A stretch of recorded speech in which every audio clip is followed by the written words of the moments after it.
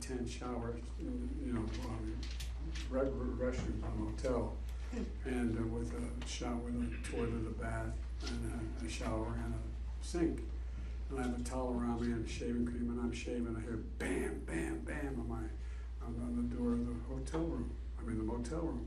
So I figured it's the guys that came down with, give me trouble. I said, "Oh, come on." Open the door. I raised in my hand, shaving cream, and a towel around me. There's 4 senior Democrats standing there. The former Chief Justice of the state of Delaware, who had more people in his family as a U.S. Senator when I used to vote for the legislature than any family in American history. But then I shouldn't say in Delaware history. The state chairman and the congressman who was a good guy who had lost 3 terms ago because he was too progressive, and a guy named Edward N. Carville, big guy, talked at you like his former governor. I know am I boring you here? Story? Anyway, so I'm embarrassed as hell. I'm standing with a towel around me in a hotel room that has the headboards nailed to the wall, the kind of thing. It was clean, but and 2 twin beds, two beds, and a desk nailed to the wall. And so I said, "Come in, gentlemen, give me a minute." And I ran in thinking I could change. Well, there was nothing to change into. So I wiped off all the shaving cream, and I walked out, and I'm sitting there, and I leaned against that desk. I'll never forget it. I'm looking at 4 of these, to me, 2 of them I'd never met in my life. And they said, and the Chief Justice, "We just came from dinner, Joe." And then the governor said, "Joe, we think you should run for the Senate." I said, "What?" I swear to God, true story. Because they asked me to go try to recruit people to run for the Senate. And I said, I'm too young. I'm only 29. And the Chief Justice said, "Joe, you obviously didn't do very well in constitutional law." Absolutely true. And I said, he said, "You have to be 30 to be sworn in, but you can be elected early, you just gotta wait." And he said, "You only have to wait 17 days to be eligible." And so I thought, this is the craziest thing I've ever heard in my life. So I said, "Thank you, Joe." They left. I went back and rode home with the group that I went down with, the 3 guys I went down with. But what I did before that, on the way up, I had a political philosophy professor. You all have one professor, one high school teacher you really respect. Yeah. And his name was David Ingersoll. And I called him ahead of time. I said, "Can I stop and see you?"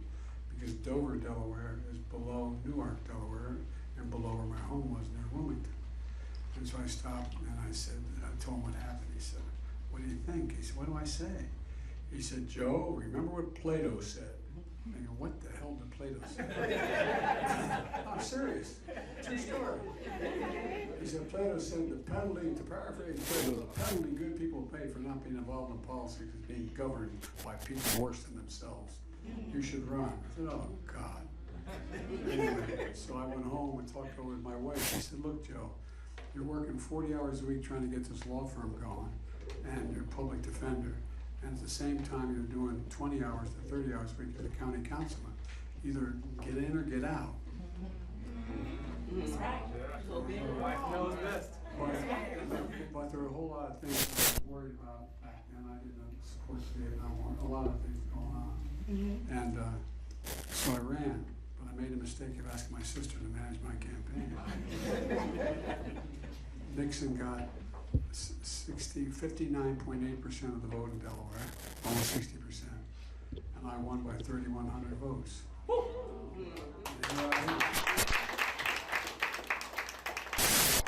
I got elected because when I run in Delaware, out of jail, I get 90% of the African American volunteers, because it's the most loyal constituency, because I'm loyal to my constituency. And things are changing. Now Delaware is blue. Oh,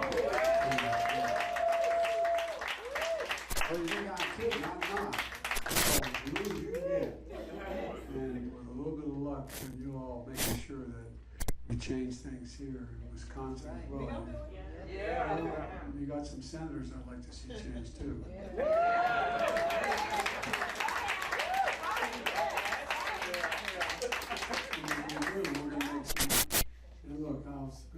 up, as my grandfather would say. Brush up. One of the things that I think, you know, and I'll be very serious for just 1 second and stop and answer any questions you have, or just walk around and meet each one individually. You know, I really think democracy is at stake here. Absolutely. It is. Not a joke. When I ran the first time, I made a speech at Independence Hall on democracy.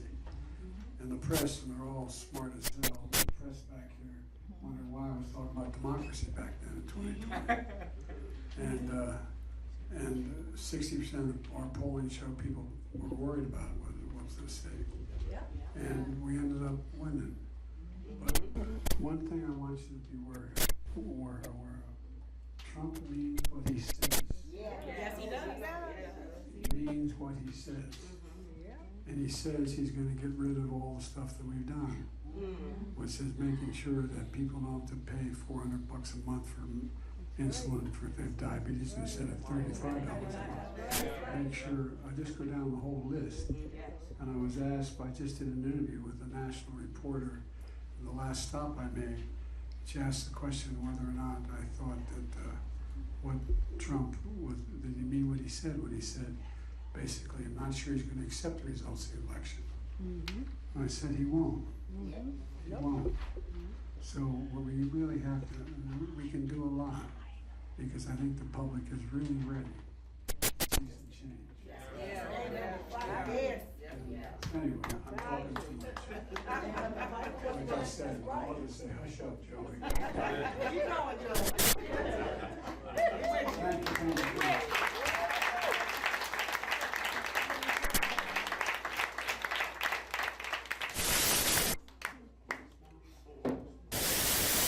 I think we're going to shake some hands.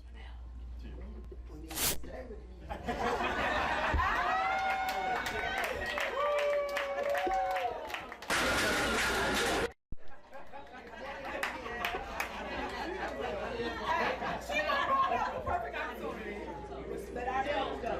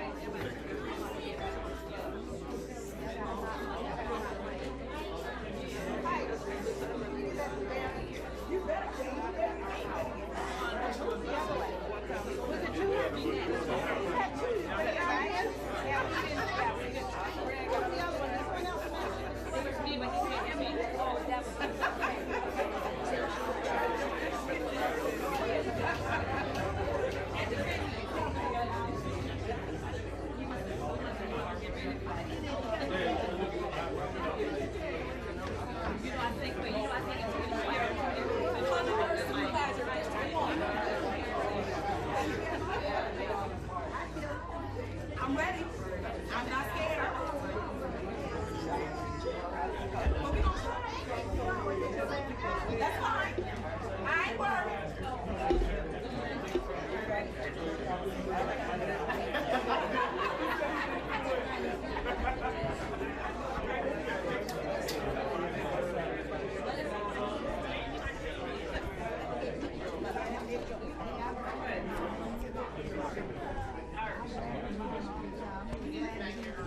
I won't. Time to get him to get everybody here.